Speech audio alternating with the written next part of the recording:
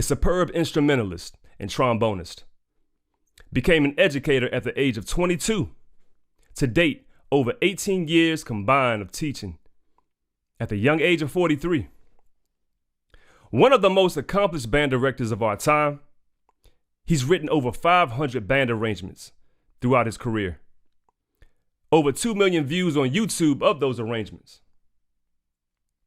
For 4 years, he was the chief arranger and only arranger on staff at the time. Created partnerships with Con Selmer, which resulted in over $700,000 in new instruments for the Southern University Band Program. He raised over $1 million in funds and initiatives for the band. One of the most recognized public figures in collegiate bands today. Mr. Haymer has faced accusations and criminal charges related to his role as director of bands over at Southern University. Well, this evening, Nathan Haymer joins the show for open dialogue and to allow the viewers and myself an opportunity to hear from the man himself.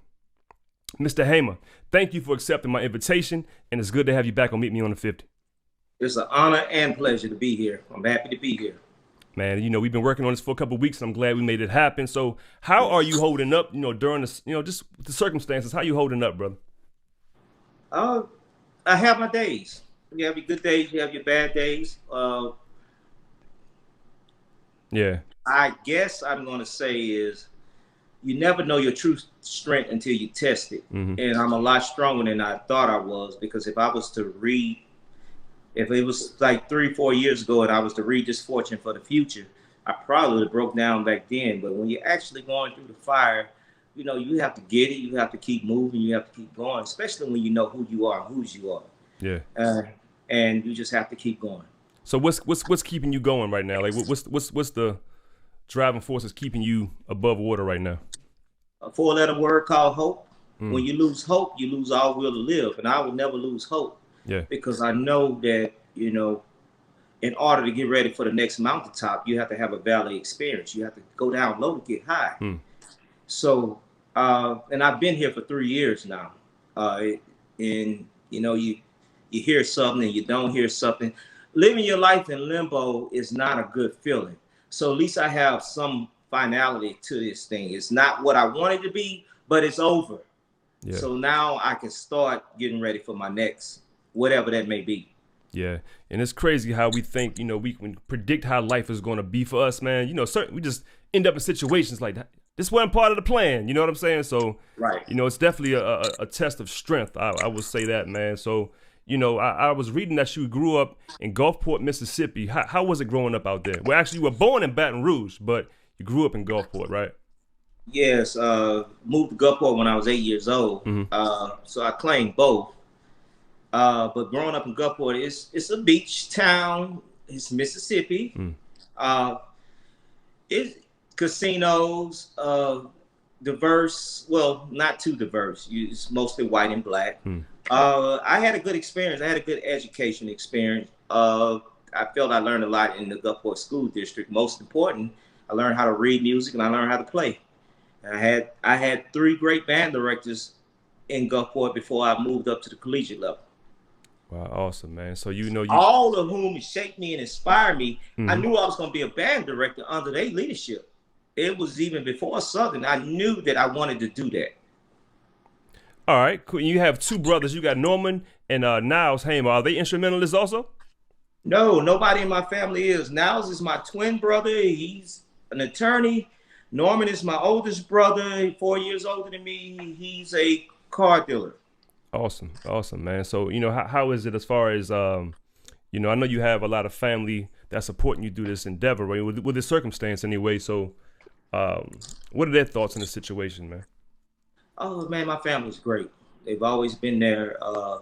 The problem was me. I wasn't talking to them in the beginning. Like, the most disappointing thing of all of this situation is letting down the people who believe you in the most. Your family, your students, your friends, people who know who you really are, knew you before Haymer time, knew you before light, camera, action, who really know you and your character. And I felt I let them down. And that was something I had to get over because they love me anyway. but it's hurtful to let people down who believe in you the most. Yeah, absolutely, man. It's like, I'm a father. I have a 3-year-old. It's something about the love we have for our children. It's like they can do the worst thing you could think of, but you're always gonna love them. I think that's family in general, Nate, man. So I'm glad you got a strong nucleus that's backing you, brother. Yeah. So at Southern, man, we can move. Once you became director of bands there, could you get a little bit into, what type of work were you doing? I know your title was band director, obviously, but can you describe some of the work that you had to do while you was there? Well, let's go back to I was on campus. I was on the staff before I was band director, but the day I became band director, all the problems became mine, and I inherited a Bentley mentality driving a Pinto. I don't know if these young people listening know what a Pinto is, but you got to Google it. Right. Google it. I mean, the equipment was horrendous. And I mean, I document everything I do. I'm on YouTube. In 2014, my first year as director, and I exposed everything. Yeah.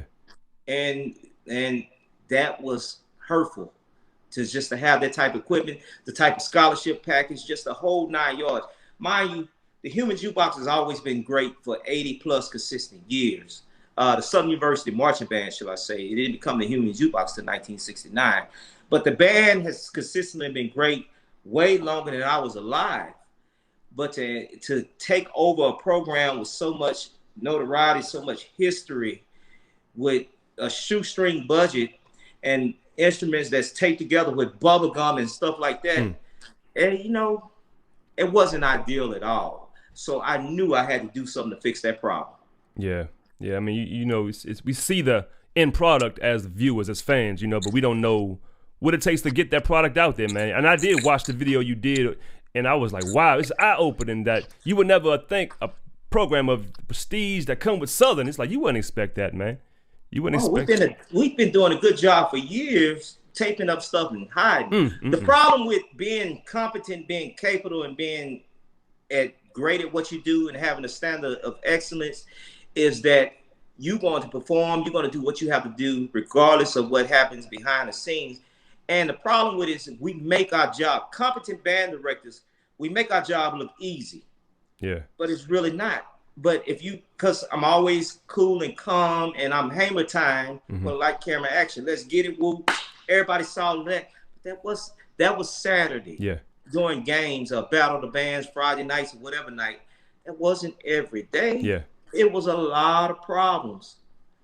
Absolutely. A lot of problems. Yeah. I mean, I think we talked about this before in a past interview, but just how the band takes on the personality of the band director, so the energy that you brought, that exuded to your kids, man. So the energy that we saw on that Saturday or whatever, it's like that was a result of you instilling that energy into them, man. So I was watching I think you did a seminar a few years ago, and one thing that stood out to me was you mentioned as band directors, you have to abide by the 7 P's, man. And it was 3 good ones. It was power, prestige, and position. And then the 4 not so good ones was the persecution, the problems, the pressure, and the politics that come with it. Where'd you get that mantra from? That was taught to me by my mentor, Dr. Isaac Griggs and Lawrence Jackson. And it's the truth. The upside, everybody want the prestige, the position. They want the power, but they're not ready for the downside. And the 7 P, I don't care how smart you are. I don't care how many degrees you have. I don't care how vast your traveling resume. You went all over the world. You played every instrument known to man. It will not prepare you for that 7 P, which is politics. It's no preparation for that. You just got to know how to maneuver every day, because politics may change depending on who's in charge and who's in control.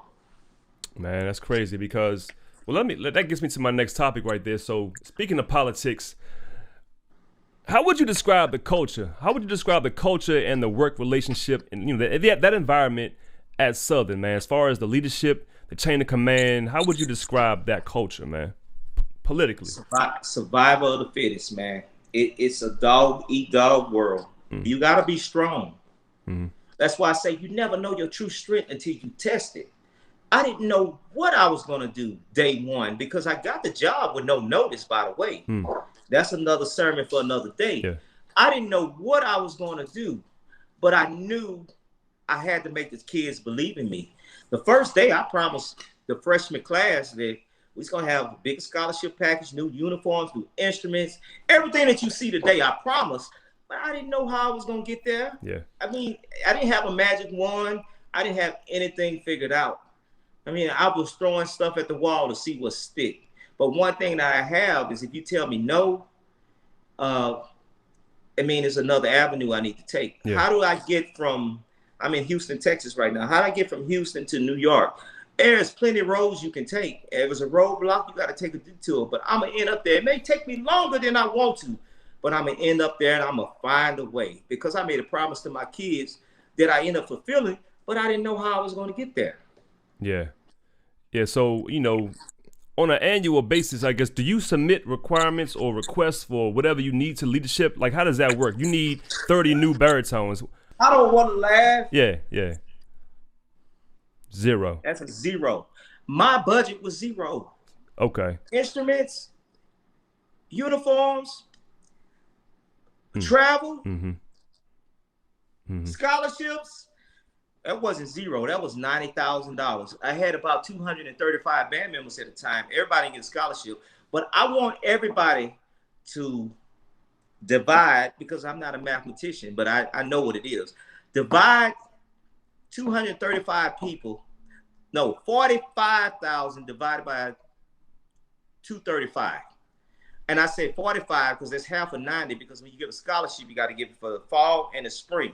90,000 was the complete package. So that means I have 45,000 for the fall, 45,000 for the spring. Once you get that number, you're going to laugh. That doesn't pay for anything. That was what I inherited. Now, I'm saying it's not anybody's fault, but that's all they had for band scholarships. They've been having that for years. And the great Southern University band, the band that attracted me, the band that I played in, the band that did things generations before I was even there or born, never had any money. Never had any money. And that's crazy to get these kids. That's crazy to think, because y'all, I don't know if I told you this or not, but y'all were the first band. Y'all were the band that really opened my eyes up to HBCU marching band. Of course, it was probably the same with other kids who tuned in on Turkey Day and saw y'all versus Grambling, but that was my experience also. This was back in 96 or 95 or something like that, but I would have never thought that. I mean, because y'all was so prevalent, man, and just prestigious, man. I was like, I would never think that we'd be having a conversation about. Man, I like to think that I was a good musician. Yeah. And I'm going to tell you my scholarship. In 4 years that I played in that band, I got $500 one time. Mind you, I had 4 rides to PWI and 4 rides to other HBCU. I wanted to go to Southern for the program, so I suspect that all the kids that we have and the audio. Hold on one second, Nate. Hold on, Nate. The audio went out. Repeat that one more time. The audio went out, Nate. Okay. The last part. You said you got $500 1 year. Oh yeah. When I was in the band for 4 years, I received $500 one time, not 1 year, one time. And that was for summer school. So my whole stint in the band, 8 semesters, which is 4 years. I graduated in 4 years, thank God. I only received $500 one time. I mean, that didn't pay for much back in 1999, 2000, and it definitely don't pay for nothing in 2021. Yeah. But I suspect that the students come to the band program the same reason why I come, because I had a full ride to other HBCUs and even other PWIs. I had a full ride. And I chose to go to Southern. I had to lie to my mother and told her I wanted to be a lawyer, because the other schools that was sending for me, who wanted me to come, didn't have a law school. So because it was less strain on her pocketbook. But I wanted to be a part of that program. Yeah. So Southern has history, but that was a different time. I mean, in 2021, these kids are like old school Janet Jackson. What have you done for me lately? But you know what, Nate? I think you opening up a whole, can of worms as far as just abrupt past Southern, man, because, I could relate it to, I'm a proud Marine. I went to the Marines when I was, this is back in 2001, I'm sorry. 2001, 2005.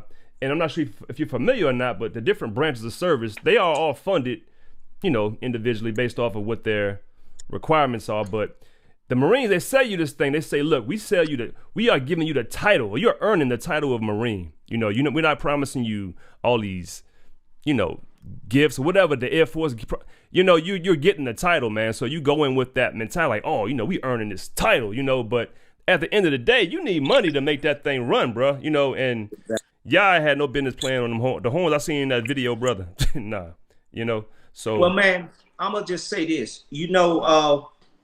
When we first started getting on the internet, they had this book when we was learning Windows for Dummies. Remember they Windows 2, Windows 3 for Dummies. Yeah. Meaning this is the lamest term how to explain this. Well, it's up to the band director to make band for dummies. I'm not calling anybody dumb, but they don't understand what we do. I ain't telling you what I heard. I'm telling you what I know. It's easy for a president, vice president, whomever, provost, to look at football and understand what they need, because most of us grow up watching sports. Even if we never played it, we have a general understanding. Band is a whole monster within itself that's way more expensive than any sports team. And all they see is the price tag, but they don't understand it, but they love it. You can't have a game. Let me say it again. You can't have an atmosphere of the game without a band in HBCU. Oh Lord. Football. You can't. And if this season improve anything, this spring season during COVID, then y'all know what I'm talking about. You read my mind. But it's your job as the director.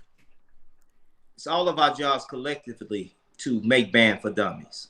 We have to explain this and Mr. President, every time you look at my band, you look at $1 million. What do you mean? The buses cost this, the uniforms cost this, the instruments cost this, the meals cost this, the scholarships cost that. You have to speak in their language. Yeah. And we're not wired like that. That's the left brain versus the right brain. One side of the brain deals with creativity, the other side of the brain deals with mathematics and just facts. And the administrators are dealing with that, and we're dealing with creativity. Yeah, look behind me right here. You see what I got right there? That's the left brain right there. See all that logic and the math, and that's the right side with all the creativity. Yeah. I'm telling the truth. Already. I didn't even see that behind you. Man. I see it now. Yeah, so I feel you on that, man. So do you think that, were they compensating you properly as director there? I gotta ask you these general questions, man. I gotta ask. No. And I'm going to share that at another time. Yeah. I wasn't compensated properly until maybe my last 9 months. And that was a fight within itself. But before I even received the raise, I had to fight for my staff. I had a member of my staff making $25,000 a year in 2016, 2017. I can make more money at Walmart pushing carts. That is an insult. And he was making that at that time for about 12 years. So before I even talk about me being compensated, I had to take care of them. Yeah. And I took care of my staff. Yeah. I had to make sure all of them were compensated as best as I could. And I really can get into that thing, but I'm going to say that for another time. Yeah. What's the relationship like now with the staff that's still there? I talk to most of them, but I try to stay out of the way. Yeah. And I'll just say this, the whole staff that's there, I hired, with the exception of Mr. Hart, who's over the drum section. He got there the year before me. That's man, Mr. Hart, coolest brother you ever meet. And the band secretary, shout out to Miss Bird. Everybody know Miss Bird. Miss Bird been there for about 40. I can't say that because I don't want to tell that young lady's age, but she been there through Dr. Greggs, Lawrence Jackson, myself, and now the current band director. She have seen people come and go, and she has a vast amount of knowledge. But I had to take care of those people. Yeah, I had to take care of everybody. If a true leader take care of all of his support before he take care of himself. Yeah. And I know we talked about the video that was put out, was it 2015 when you kind of, blew up the whole situation with the horns looking the way they were looking in the uniforms? 2014. So yeah. Do you think that that was the moment that, that was, like you mentioned earlier, that was what made you fall? That was the, how'd you word it, Nate? You said you fell on the sword, but that was the moment right there, huh? That was the setup. That was the setup. I don't think that was the moment. I know that was the moment because before I even released the video, I brought it to the top, and they didn't like it. But they didn't tell me no either. They just said, I wouldn't be convinced to give if I saw this video. And I'm like, well, that's comforting to know because we don't get anything anyway. But the people need to know the truth. Yeah. And then perhaps I had to learn the politics because there I go with left brain versus right brain. I'm being creative. I'm going to tell you how I feel. And I thought that was pretty messed up. A band of this caliber, and y'all really don't care. But they said, if you want to go out, you go out and get the money. You go out and get what you need. Yeah. And I had to do that. And you didn't ask the question, but I might as well, since I'm here. Your mom and dad, you a child. And your mom and dad don't provide for you as a child. They don't feed you. They don't clothe you. They're like, look, son, we don't have any money. We got to go out and do our thing. You go out and do your own thing. Just fend for yourself. So you leave the child to fend for himself. The child start bringing the checks home. Now you want to be mama and daddy and saying what better happened, what not better happen. That's the 7P, politics. Well, I mean, that's power, that's politics, that's all kind of stuff. Well, so what, do you think there was ever a time in Southern University history where the band was properly, funded by leadership? Was it ever a time in history, or has it always been like this? I can't speak before me. Okay. But I can speak during my 12-year tenure, 8 years as assistant, 4 years as head. No. Okay. And I can speak as a student because no, I deserve the full scholarship. No. Yeah. No, I didn't know all the inner workings, but I know nobody in the Southern band got a full scholarship. When you come in audition time, you want a scholarship, you got laughed at. So no, I don't think it ever was a time. Wow. Yeah, back in 98, man, when I graduated high school, that was definitely one of the schools. That was my top school, matter of fact, when my dad didn't want me moving that far from Maryland. But I wish, I would have got down there and asked for a scholarship too. Well, your daddy saved you from some He debt. sure did. He sure did, man. All right, Nate, so, we talked about your experience at Southern, man, and, as far as where we are in 2021, the last 3 years, it's been chaotic, to say the least, I'm sure. But they did end up coming with the sentence of 13 months. Is that correct? 13 months, correct. Okay. Before we get into that, man, do you want to just talk a little bit about, in your opinion, like, how did we get here, Nate? Like, how does one of the most famed directors of our era, get to where we are? We having this conversation, man. Like, in your opinion, politics. Not taking no for an answer. I guess I was more popular than I thought I was. When you talk about popularity, I think of high school. So I don't even operate like that. But a lot of administrators feel intimidated. And I say it like this: you think about the University of Alabama football. Who's the coach? Nick Saban. You think about Duke. You think about basketball. You think about all the. At Southern, it's about the band. So whoever's the band director, you do have a good job, they're going to know you. Nobody's interested. Who's the president of the University of Alabama? I don't know, but I know who the coach is. Who's the president of Duke? I don't know, but I know they got a good basketball team. Well, Southern, who's the president of Southern? I don't know, but they got a good band. A lot of people don't see that. I never wanted to be an administrator. I wanted to be the band director. But you have to stroke people's egos. And I ain't good at stroking grown men, stroking your egos. No, I'm here to talk about business. And if you can't do it for us, then we'll get it done the other way. Perhaps I was just too aggressive. But how did we get here is the question. We got here several ways. And you know what? For 3 years, I sat back and I let other people tell the story by way of Southern University, by way of the media, by way of people not knowing what they're talking about, just making general comments on social media. Now it's going to be my turn to tell my story. I'm not going to act like I didn't do anything wrong either, because I know y'all weren't prepared to hear that. Oh, he going to say he innocent. No, I'm not saying that. No. But if you notice the case, Haymer took $300,000. Then it went to $30,000. Now I owe the university $78,000+ in restitution. I don't know how they got that number, but whatever I got to do to get past this case, I mean, we're just going to do what we have to do on my end. But at the end of the day, I did not get here by myself. I did not take any money for personal gain, although I'm suffering from it. But I didn't do everything by the book either. So I'm not sitting here like I was St. Peter, but I ain't Satan either. But how the hell you think, excuse my French, you look at our marketing, you look at our media team, you got all of these camera shots, drone cameras, kids got cameras on their foreheads and in their eyeballs. That wasn't free. Yeah. The camera crew wasn't free. The marketing and branding team wasn't free. The YouTube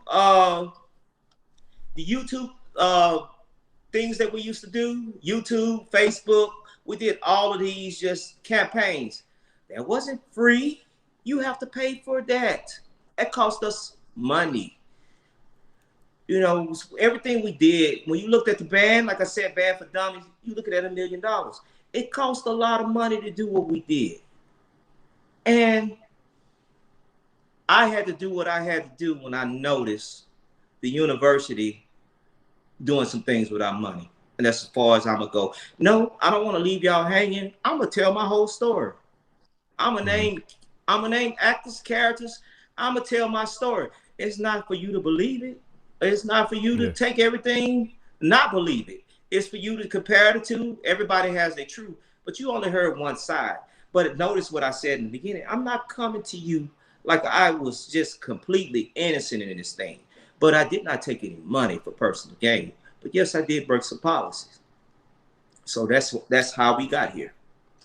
Yeah, absolutely. So for it to be brought to light, I mean, can you get a little bit into that? Like what brought it to light, man? I mean, was it somebody internal into the band? Like, let's rewind. What's your take on that? Light? I was fired. Not for no $300K. I was fired for honorariums, parade honorariums. Before I was fired, I was sued by a person who I'm not going to name at the time because the band didn't show up to some event that we had for a fundraiser for us, and that I end up asking this person for 10%. I mean, it's so much been going on. People forget. I was already terminated when this thing with the $300K, I was already 2 months terminated. So that didn't have nothing to do with the price of tea in China. Y'all just didn't know how you was going to do band count because I had all the answers and I didn't have the money. But that's another thing. But I was terminated behind $14K of parade honorariums from Mardi Gras that I did receive. But how you think the concert band went to Atlanta, Georgia? Look up the Atlanta, Georgia 2018. We went and played for... What was that in Atlanta? We was at Morehouse.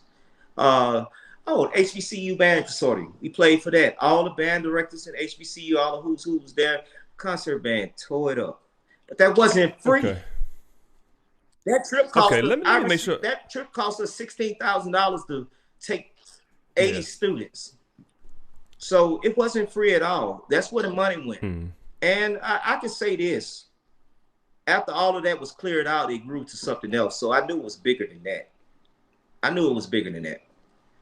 So let me rewind back real quick, man. So hold on. All right. Let's say ballpark, man. Let's say Southern band brings in, I don't know, $200K. Let's just say the ballpark number, $200K. Traditionally, are you saying that Southern University, I guess the bursar office, whoever collects the money, they typically would get that money, and when I asked you a question about how much does a band get, and you gave me the goose egg. So that sounds like a pimp situation in my opinion, man. So how is the band funded? They getting all the money at the bursar's office. I was told at my termination hearing, I don't care if you raise $5 million. We decide where the money goes. We can spend it on whatever we want to spend it on. Well, you fired the right band director, because I'll be down if I raise $1 and it's not gonna go on the band. I didn't say me, the band. Yeah, I was told that. It's a lot of stuff people don't know, and I read the comment. I'm not going to be act like, oh, I don't read what people say about me. I read the positive and I read the negative, and I'm thankful for both. You don't want too many positive comments because you're going to be complacent. You need some negative because that's not going to make you comfortable. I mean, you need positive, just know you going in the right direction, but the negative is going to make you keep pushing. Negative push you harder to be successful than everybody making you comfortable saying you the greatest thing since sliced bread. But to answer your question, and in reality, they was telling the truth, even though I don't think it's right. That is Southern University's band. Whether private donation, whether public donation, Oprah Winfrey could write a check to the band for $100 million. If the university say it all goes to what we see fit, they're the overseer. I know it's not right, but they can do that. Damn. Okay, so I got so many questions past that, man. But I know you want to get into it in your, in your project you're working on, man. Yes. But that answers that question. A lot of people wondered. So, why did he do what he did? Now y'all see why. It's if somebody has to have the best. They don't know just yet. They know what I was accused of. They don't know what I did. I mean, if you read the paper, I'd be mad at me too. If you read the paper, listened to the news, or read what somebody said in the comment, it's just like I just had this bankroll on the side, and I'm just balling. And it made the matters worse. At the time, 3 years ago, I posted a picture with Christian Louboutins red bottom shoes on that I was going to the Zulu ball. I mean, people are so simple. I ain't gonna tell them how much I paid for the red bottoms, but it wasn't what y'all think. Haymer paid $4,000 for shoes. Negro, are you crazy? I don't care if I'm sitting on the. I'm just not gonna pay that much. And I put it like this: what I paid for them shoes, people paying more now for Jordans. But I could afford it. That was within my means. But you have a lot of people that just hate on how you move, how you dress, and all that. And that comes with territory. I get it. But that fed into the narrative of me supposedly taking this money. I was making, I'm going to tell you my salary all together. It wasn't just for band, but all together with band, teaching music classes, which is an extra stipend, and then just my own little hustle doing my own private thing. I was making about $150,000 a year at the time. Nice chunk of change for a single man with no kids. Okay? Nobody to look out for but myself. So but compared to this Nick Saban trip, I could afford to do that at the time. Yeah. But Nick Saban and everybody else that you mentioned that brings in just as much as you do as far as recruits, new students, man, I don't know. 150 still seem on the low end, man. They could have did better than that, bro. That's another argument for another day. I'm not gonna. We can do that. We'll talk about that. Yes, but I'm just saying that was the most money I made in my life at that time. I got you. I got to Southern University. I was barely making $40,000 for 8 years, so I was making a pay cut because inflation goes up every year. And a can of Coke was 50 cents. Then the same Coke machine is $1.75, and you still making the same salary. You making less money. Crazy. So I wasn't making no real money until my last 2 or 3 years there. But at the end of the day, I was doing what I had to do to protect that band and protect our finances for what we needed. And had I not done that, even though I broke some policies to do that, some university band, as you know today, wouldn't even be in existence. We would still be playing on those 1965 sousaphones, that's fiberglass. We'll still be playing on them taped up euphoniums and everything else that we had that was the problem. So I had to do what I had to do. All right, because I'm about to say, I've seen Southern's band since you've been departed, and the instruments look good. So something has did this shake the table enough to get them what they needed, even though you had to be the sacrificial lamb, it sounded like. But did they get what they needed, it sound like? They got what I needed before I left there. Fortunately for me, my last year, if you look at 2017, we playing on those same instruments. That was my last year's director. They was coming in. So thank God I got to see the fruit of my labor before I got kicked out the door. Yeah. Right, because the deal with Con Selma was what, that same year? Okay. So now knowing the circumstance, the band was in and, but also knowing the outcome that was the result of everything that went down, if you can go back, would you change the way you did things? Like how, or would you say this is what was needed to be done at that It's time? not what if I would change it.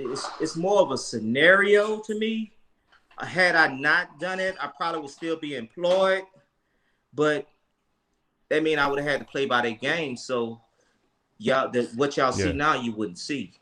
Uh, I have some regrets, but mostly, I don't regret being bold. I don't regret when you exiting my students. I let them being bold with passion.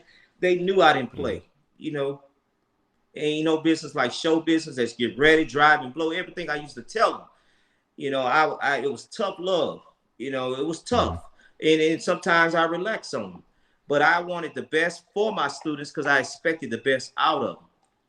And we were that caliber band to do that. So it was a lot of things that, like I said, and mind you, I had no experience with none of this stuff before I took the helm. So I was learning too.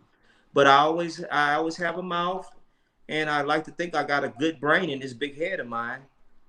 Mm. And I just took my wit and my knowledge, and I managed to get things done for the university and the band. Yeah.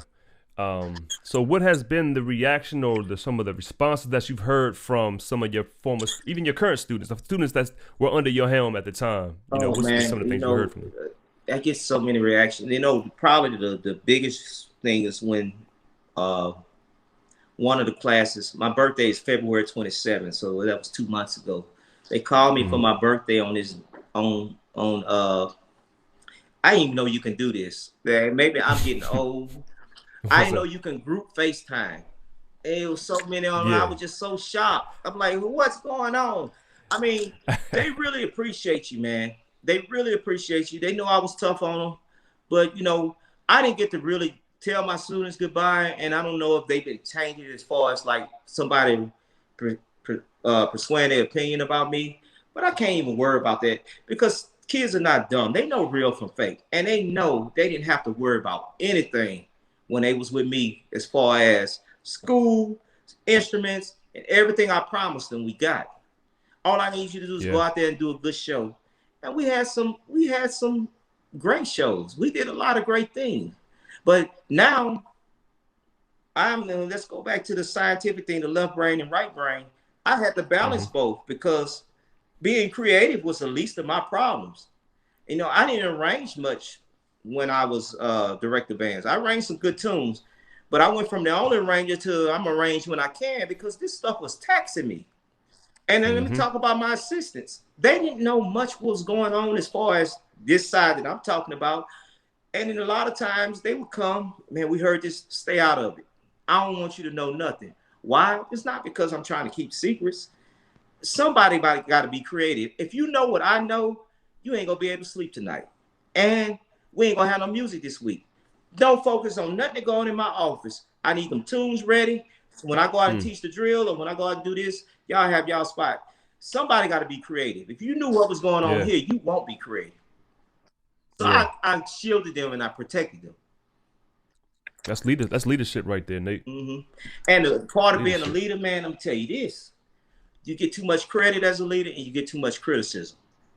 Oh, you gonna catch You it catch all. it You catch all. it all. You get Now, all the as a praise, but you leader, gonna catch it. nobody wants to share your criticism. I mean, people get jealous because you get credit for too much. I told them this. I helped them with this. Everything that happened under my tenure wasn't always my idea, but I had to give the yes. But hell yeah, I'm gonna take credit because you best Hmm. well believe when this criticism come in, you finna run with your tail ducking, and I got to deal with this. So I take all the criticism and I took all the credit. Well, I ain't take all the credit. If you look at the state of the jukebox and all the things I used to do, you can't. First of all, Paul was there. What band director prior to me was giving their staff shine time? They had their own cam. I had a Kendrick cam. I had a Brian cam, and they was doing their thing. I was never jealous of the line. I wanted to know what they was doing because I couldn't produce like I used to as a ranger because I had to focus on as far as creativity. I had to get those drills together. I did all the drills, and I had to go and fight this 2,000-pound gorilla in an administration building every day of things that was going Yeah. on. And I'm gonna say this: I didn't make my job easy because every now and then I used to get petty and make petty Facebook posts. I used to be called in for the vice president about explain this, explain that. Because see, the part about it, it took one of my mentors to call, Nate, you won. You scored a touchdown. You ain't got to spike the ball and dance on. Every time I scored, I would have something subliminal with no thanks, thanks to the students, thanks to the alumni, whomever helped us, whatever, because you did stuff you didn't have to do. And, and it was a clear shot at the administration. And it was clear that they was following me on my Facebook page. And even when I blocked them, I got called in for that too. As petty as that is. Hold on, you blocked the president? You blocked him? Yeah, because they used to read and call me in. But then I learned, I was 36 years old when I took over the band. I've been teaching for 20 years now. I was 36 when I took over Southern Band. I was 22 when I had my first band. And, I was not ready for those politics. I was young, gifted, and talented, but what I missed was a true mentor there to tell me how to deal with these politics.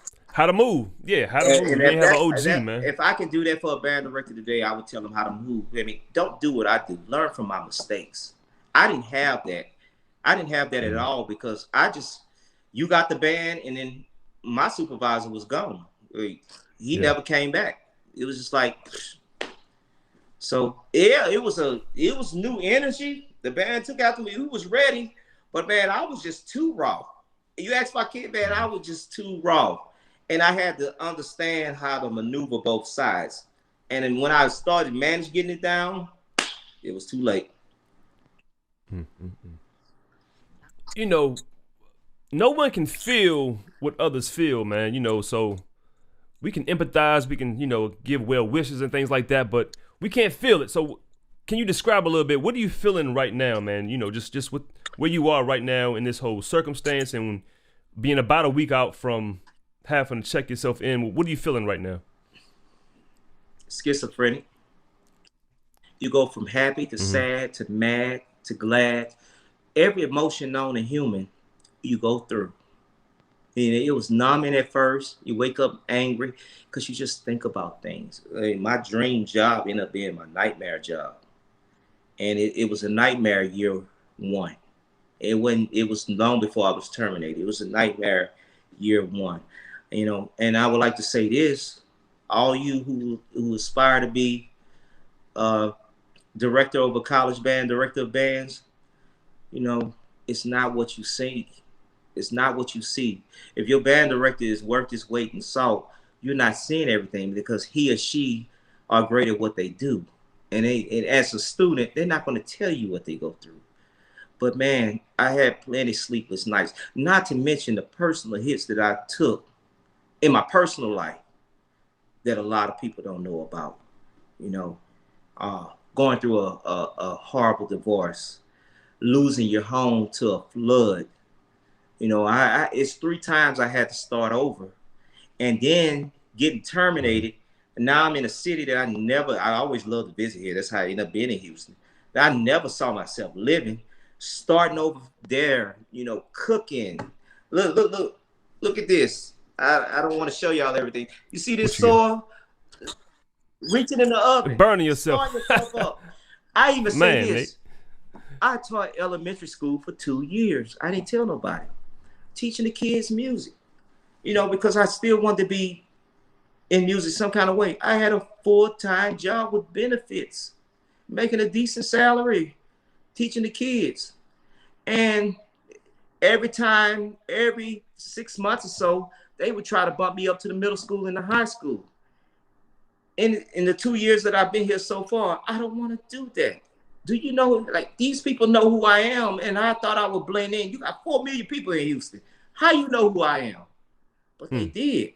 Even almost being on the university staff at Texas Southern, that's a whole other story there.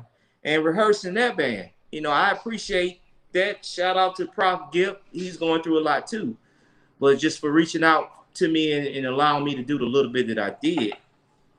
But man, I took a lot of hits. A lot of personal hits. Even here in Houston, just going through some things. My pride is not going to allow me to say a lot of it. but because I know it's gonna be all right.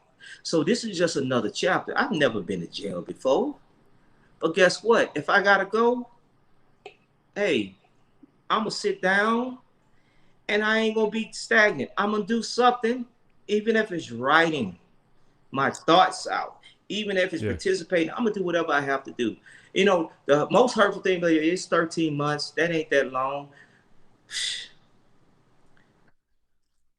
You ain't gotta go. That's why it ain't that long. You ain't gotta go. Exactly. I understand they mean well. I didn't mean well. You know, I don't want to go. But if I have to go, not if, I am going.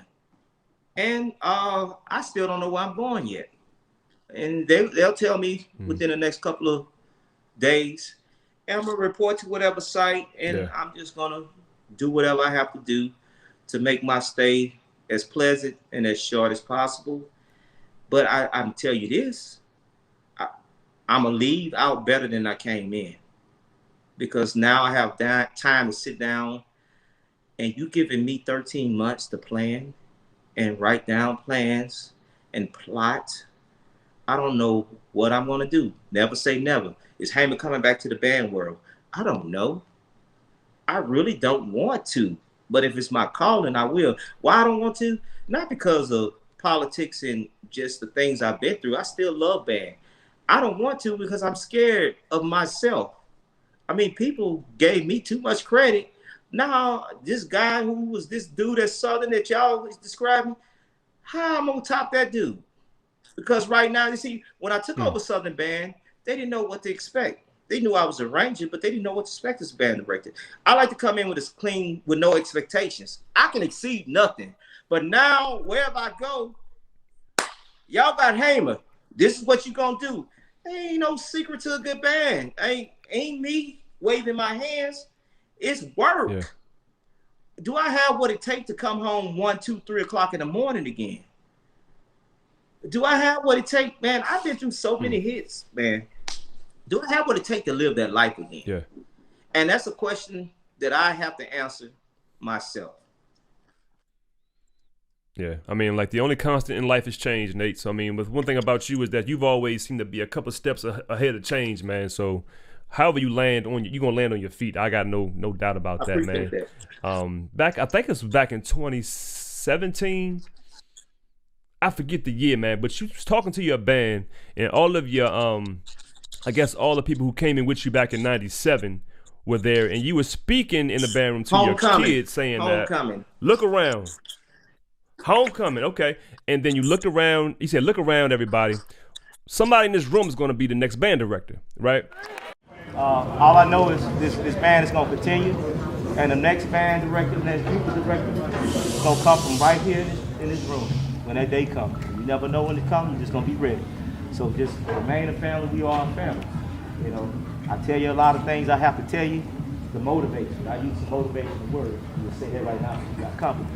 But it's all about keeping up the legacy and tradition of this institution we call it. Everybody in here loves it. When you said that, it made me think about this question right here. So just from this experience right here, what would you want that band director to learn from this situation? Saying they will become Southern's band director at some point. What do you want them to learn from this situation? Stand on your principles. That kid. But use a network. Have some resources around you. I gel well with old people. I don't want to say old people, but I gel well with people in their 60s, 70s, and 80s because I respect experience and I respect wisdom. I mean, they can always give you some wisdom. Never think that you have to figure this out alone. Never think that you have to have all the answers. Never be afraid to try something new. I'm still waiting on something innovative. You know, I was on the cusp of what I was going to do. But just expand our game, keep it fresh, but don't think you're in it by yourself. And that's maybe that's my next calling because I'm more into being a resource than I am being the man in charge. There you go. You know, I don't mind doing summer camps and all that stuff, but just to be the director of bands, it's really a young man's job. Not that I'm old, I'm 43. But I suspected if I none of this stuff wouldn't have happened, I probably would have been out of there before I was 46, because it's just so taxing. Why I say it's a young man's job, man, my band director was in his 70s. My band director was in the 80s. But guess what? Back in the day, when did they see your band? On BET, whenever BET was at your, maybe once or twice a year. You know, now, like I said, and I said it before, as soon as they finish the note, you already got it. You on live, or they gonna post it immediately, which means next week we don't want to hear this. We don't want to see the same show. We don't even want to see the same the same fifth quarter tunes. When I was in the band, we had a road show for every away game, the same show, and we played the same songs in the band. You gotta work way harder today as a band director. You gotta have more creativity. You gotta keep it fresh, because between this week and next week, it's about 100,000 views on YouTube or whatever medium they're using. So you can't go back and do that same show. You can, but you finna get clowned and you finna get tore up. That's why I read the comments. Yeah. It's important as artists for us to know what the people want, for us to be able to understand constructive criticism from just hate. Some people just hate, but a lot of it, even through the hate, man, they don't know what they talking about. How dare them to say this on YouTube? But then I go to bed and I be like, they kind of got a point. We do need to freshen this up a little bit. It is unacceptable for bands to keep doing the same thing. It's unacceptable in 2021. Mm-hmm. I mean, you think about it, the major hit that Southern would take consistently was the same. Y'all do the same field show. So y'all do the Star. Y'all do the halftime score. People got too comfortable with that. But y'all fixed that, man. Y'all got a new show almost every other week, like you said. So they tired of it. But the Southern Knights, they want something different, but they want the same too, if that makes sense. Because if you try something new, that ain't Southern. If you do something old, that ain't go with that again. So you got to find that fine line. They say Southern University home stadium, for people who's not familiar with our campus, is called Mumford Stadium. It's nothing that Mumford Stadium haven't seen over the last 60, 70 years. They've seen many great bands. So if you get a house in that stadium, you really brought it. My toughest crowd was the home crowd. I used to love to go on the road. Why you think when I had the chance to go to North Carolina and do Queen City, I just jumped at it? Because that was a venue they never saw us before. Yeah, you may have saw us on YouTube, but ain't nothing like hearing the band in person. So I knew we was going to be successful in that venue. I knew we'd be successful in Atlanta at a Honda Battle of the Bands. But to go to do the same show as Southern, another tough crowd, Jackson State, they just love to boo. They don't care what you do. Boo! Boo! But I like that, man. I like being uncomfortable. That's when they gonna boo everything. My best work comes out. Mm-hmm. Mm-hmm. Nate, man, back in September 2019, I organized my very first major event. It was called Battle for Birmingham. I had zero experience, man, with planning, with organizing, with sourcing funds, writing contracts, zero experience, man. But I knew I had faith in God, and I knew I had a love for the culture, so, and I know I'm too stubborn to fail, right? So I trucked ahead, I kept going forward with it, but many may not know about this part right here, but Mr. Haymer was I want to say you might have been the first, but one of the first people that I reached out to when I had this crazy idea. And you put me on, Nate. You put me on information, man. You how to get everything going. You sent me information, but you saw my vision and you backed me 100%, bro. So I would go on. I would continue planning the event, working nonstop until the day finally came. And you probably forgot about this, Nate, but you sent me a text message. I want to pull it up. I don't remember this. If I can, Well, you did. You sent me a text. You say, brother, wishing you much success on your event. All right, you text me that. And I said, brother Nate, my head is spinning. My stomach has been in knots, but I'm beyond thrilled.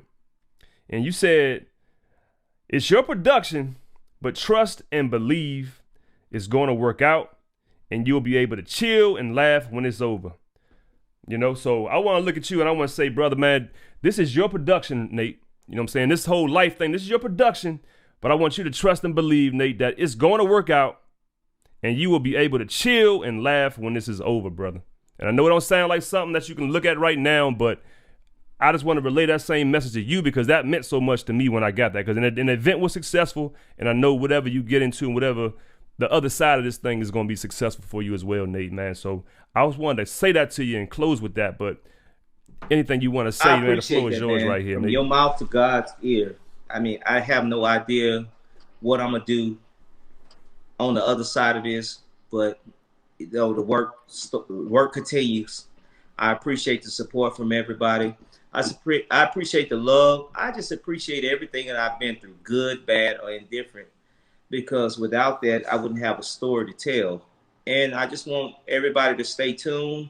You know, we got the fall coming up. HBCU band coach is going to be on fire. But Mr. Haymer's coming back with nothing but to tell his story, and so you can hear from him. And it's just something I got to get off my chest. I mean, you can believe what you want to believe, but I'm going to tell the truth. I'm going to tell my truth. And I'm not here to make myself the victim. I'm just here to tell the story. And how did I get here and how did the band get where they are right now? Yeah. Man, this was much needed, brother. You answered so many questions that I had. I'm sure the people watching, you've answered so many questions they had. And, you know, say God bless you, Nate, man. You know, like I said, on the other end of the tunnel, brother, man, you a Kappa, so you know about the whole Invictus. You know about, you know, the blood, head being bloody but unbowed, and you've been moving just like that. They ain't used to see my head shining like Mr. Clean in this camera. But hey, man, I'm tired. I ain't got to wake up worrying about brushing, put the do-rag on. I'm going to keep it like this until whenever. So. You do what you got to do, brother, man. So, yeah, thank you again for accepting my invitation, Nate. And anything you need, brother, I'm going to see you on the other side, and we're going to continue this in more detail. I say it like that. Absolutely. Absolutely, brother. All right, take care. Man. I'll talk to you soon.